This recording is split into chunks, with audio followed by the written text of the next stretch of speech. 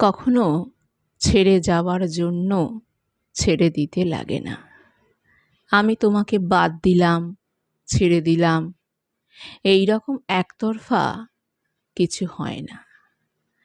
যেদিন মানুষ শেষ পর্যন্ত সাথে থাকার চেষ্টা করে, নিজের সবটুকু বাদ দিয়েও, হয়তো আপনার মনে হবে এদের কি ন্যূনতম আত্মসম্মানটুকু নেই?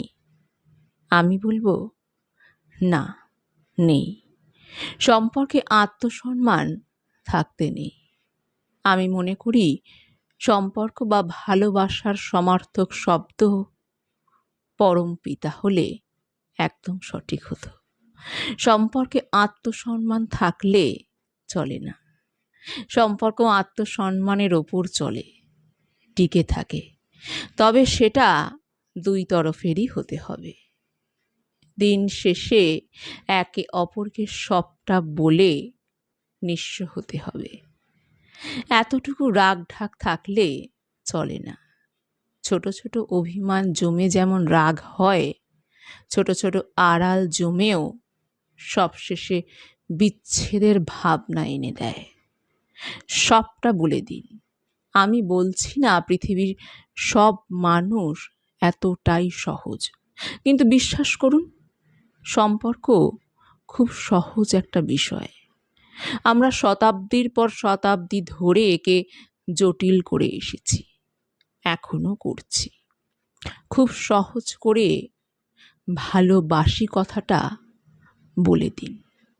খুব সহজ করে বলুন, আমি তোমার সাথে পায়ে পায়ে হাঁটতে চাই।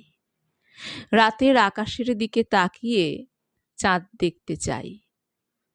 দিনের দূর দিগন্তে সূর্য রঙের আকাশটা দেখতে চাই। বলে দিন, বলে নিঃস্ব হন। ছেলে বা মেয়ে সবার জন্যই বলছি। কিন্তু সম্পর্ক সহজ, খুব বেশি করে সহজ। ভুল করলেও বলে দিন, ঠিক করলেও সহজ থাকুন। কোনো কিছুর অহংকার ভগবানের কাছে চলে না। সম্পর্কের ক্ষেত্রেও ওই একই কথা।